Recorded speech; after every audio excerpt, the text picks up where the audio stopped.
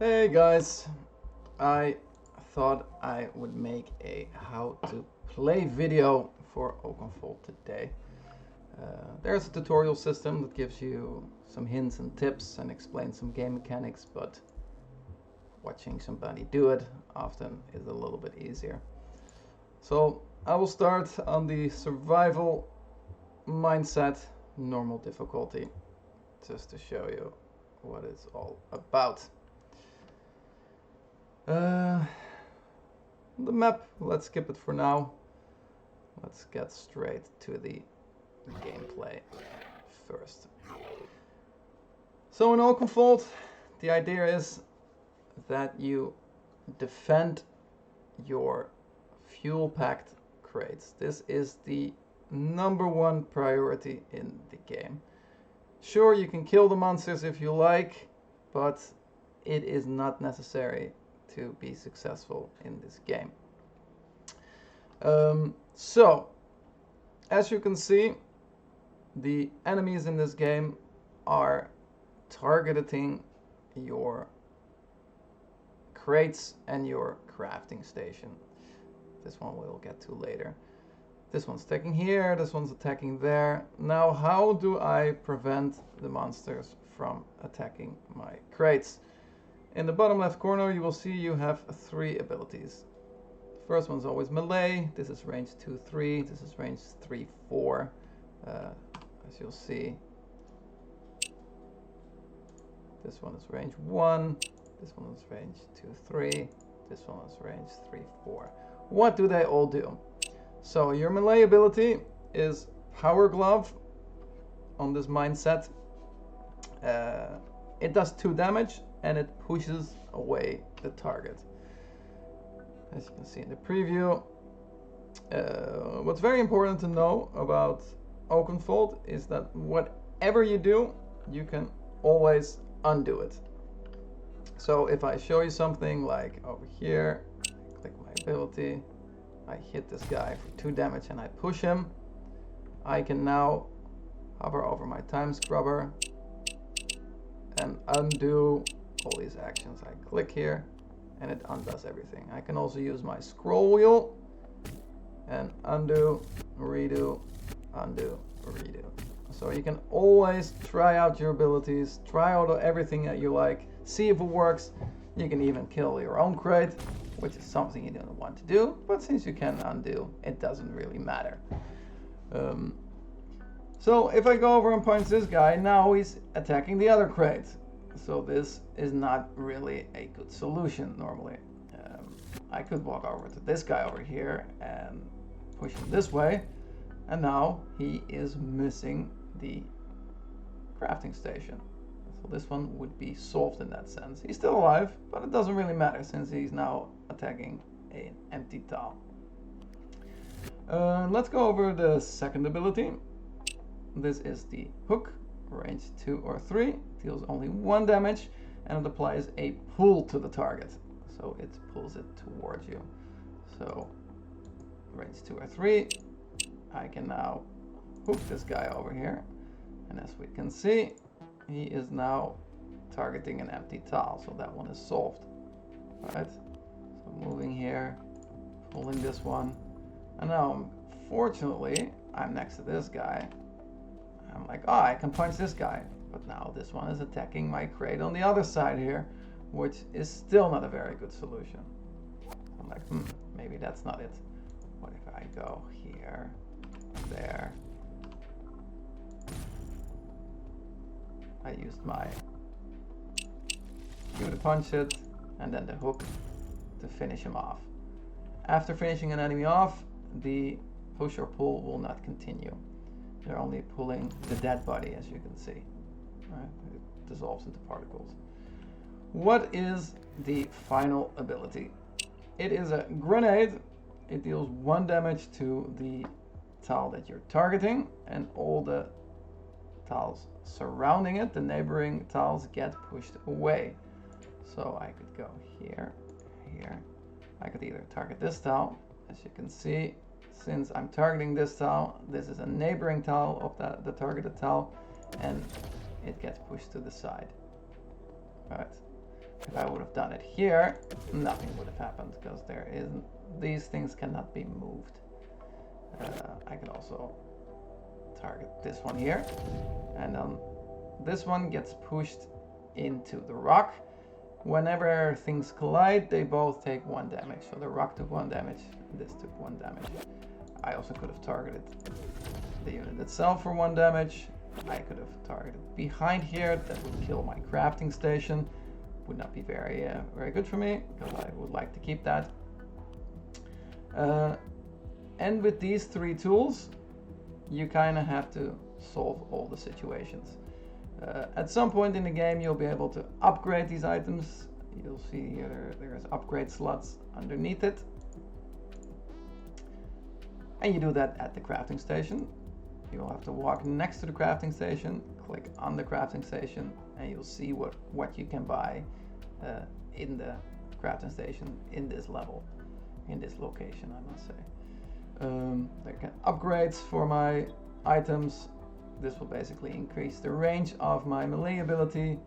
This would add an explosive, so after the damage and the push has been done, they will get pushed to the side. But we will get to those later, once we can afford them. Another very important thing to know, over here you see how many actions you have left until the end of the round. So if I would walk over here, I would only be able to do 5 more actions. Either using an ability or moving one takes up 1 action. So if I shoot this, do this, it all takes up. And if I would now take 1 more step, the enemies will attack. Kill my crate, kill my crafting station. Since this is already destroyed, it cannot attack it, destroy it again. That was not very optimal, right? So you can always undo, click to go back to the end of the previous wave, or I can just scroll down on my mouse wheel. I will undo, undo, undo, all the way to the beginning.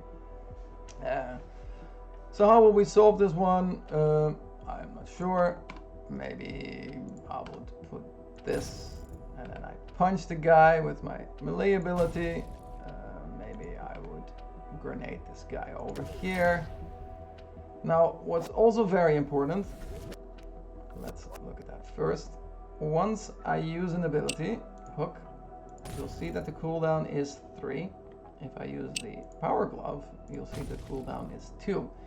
All the abilities refresh on exactly the same moment, right here in the middle. So in 2 steps, 1, this one goes to 1, 2, I can use my abilities again simultaneously.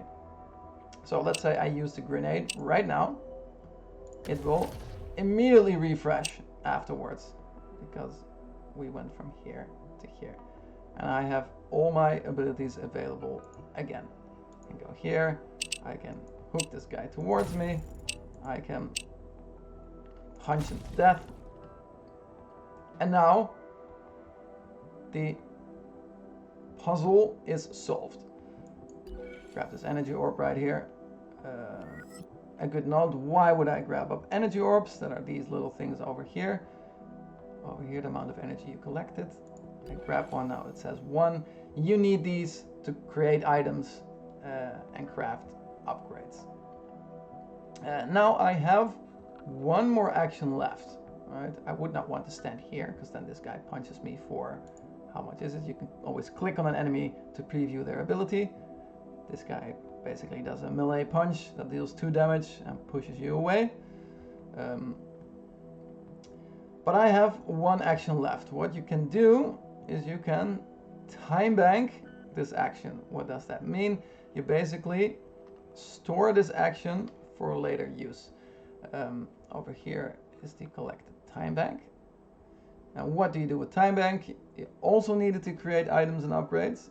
And if you get to a difficult situation, you can escape immediately. Which is quite expensive, you'll need to time bank a lot. So this is kind of like your end turn. I am done, I want to store this 1 action over here. Then the enemies are attacking. This guy missed. New enemies spawn. I will show you where that was exactly. That is indicated on the floor over here. this marker at the bottom right, you'll see the next wave, a new enemy will spawn here. You can block it. You will take 1 damage, but you have 3, so that's not a problem either. We time bank, they attack, there's another enemy spawned here. And now, there. This is the last wave, so if I solve this, everything will be done. So let's say I can pull this one guy here, I can go here. Now if I would want to wait for my hook, I can basically say I store 1 action, I time bank another action. Right, this is 1 here, now there's a 2 here, and I could use my hook again over here.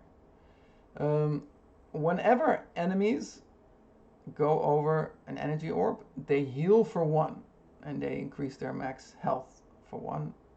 So if I do 1 damage to this guy, the 1 damage will get offset because he get healed again.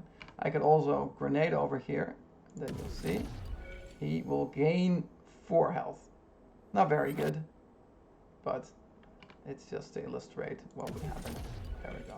So they're both not, I mean, I could punch this guy and do this and this again, like it's possible, but it doesn't really do much for me.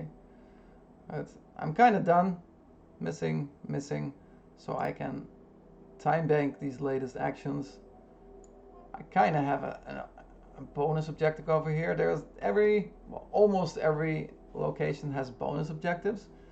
So let's say I kill this guy. Right, now I've sold the bonus objective. They're bonuses, you don't have to do them, but you will get extra rewards. So let's leave this guy for now. I'll time bank the rest of the 3 actions I'm not using. He misses, and then the level is over. I get the bonus for killing 3 enemies, 3 energy. That is quite a lot actually. And then we keep moving.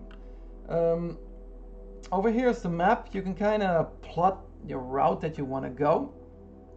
You can hover over the points you have not done yet. So let's say over here you can see there's an unexpected help bonus objective. There's this temporal distortion. Over here there's a killing spree. All the levels have different lengths. At the top right it says waves 2. This has wave 1. This is a shorter level. You can see the type of enemies there as well. Plus there's a sandworm here, and there's a boss here at the end. Alright, this is the only path we can take, so let's have a look.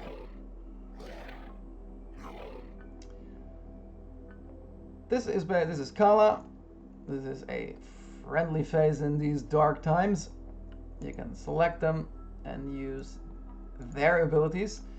I won't go over all their abilities just now, so I'll kind of leave him just to show you the core playthrough of this one.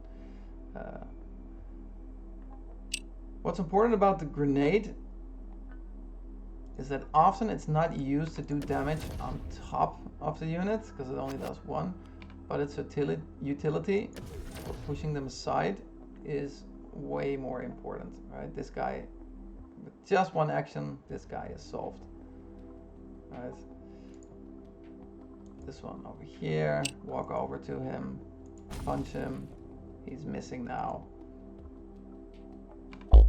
Another guy over there, again I will shoot next to him, now he's solved, and now all 3 are missing again. Sure, I haven't done any damage on them, which in a regular playthrough you'd probably want to do a little bit more damage. Let's have a look if we can shop for anything. Everything costs 5. Okay, we need 1 more energy for that. So now I checked the shop, and I will now undo, because I didn't really need to walk there. Right, that just cost me a lot of time bank without necessarily giving me anything. There we go.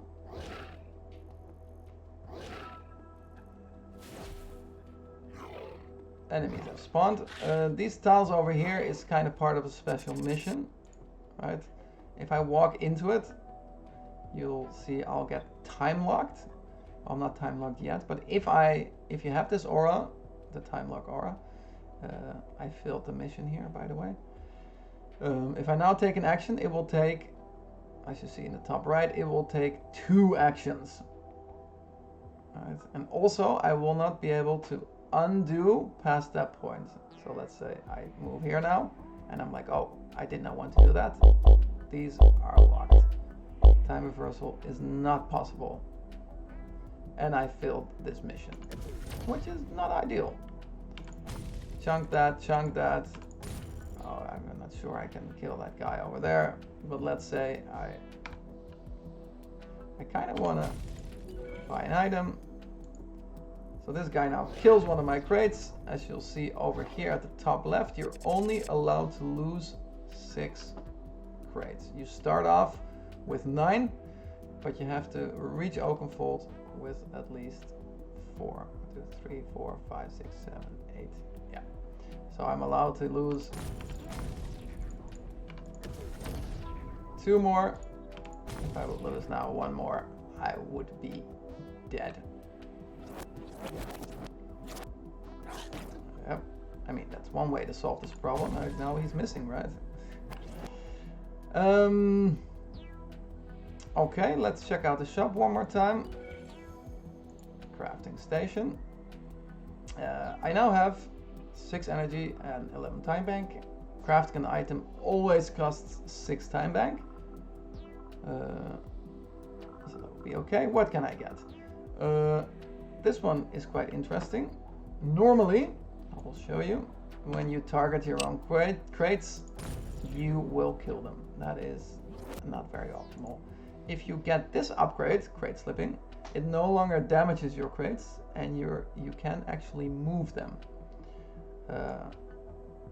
So let's buy this. At the bottom left, you'll see here, the crate slipping is equipped to this. If I now target this thing, the crate, I can move it and get it out of the way. So instead of like solving this guy like this, I could walk here and just pull this crate out of the way. Another different way of solving it. It adds some flexibility to your solutions. That's the last wave already. That guy missed.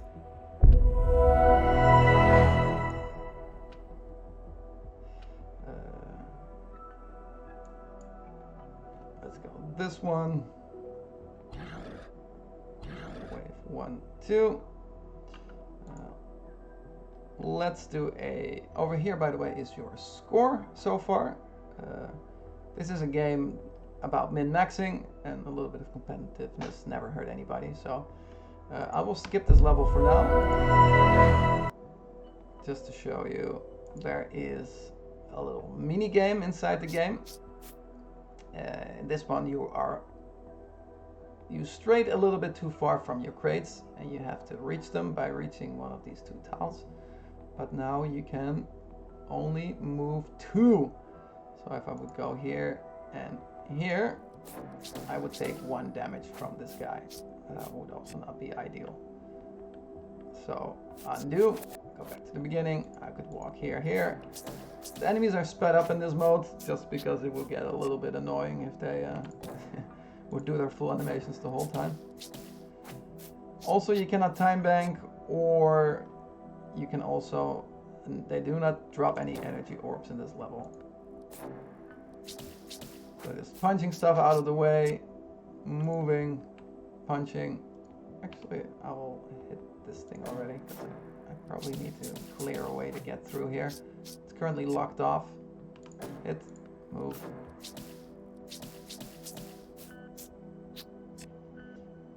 This level's not too hard if you have a lot of these enemies, because they always target 1 tile. These are much more difficult to deal with. I will show you. This is called the Bombardier bug. This one shoots. It's all a bit sped up here. I will take a better moment to explain those.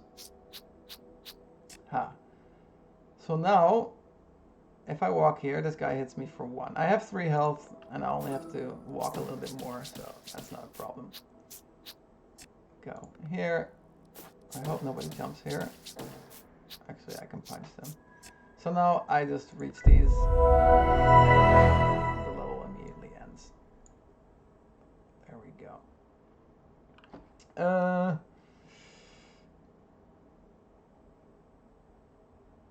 I will end the YouTube how to play here because I do not want to spoil the boss. I will make other how to plays on the other characters just to show the abilities, so stay tuned for those.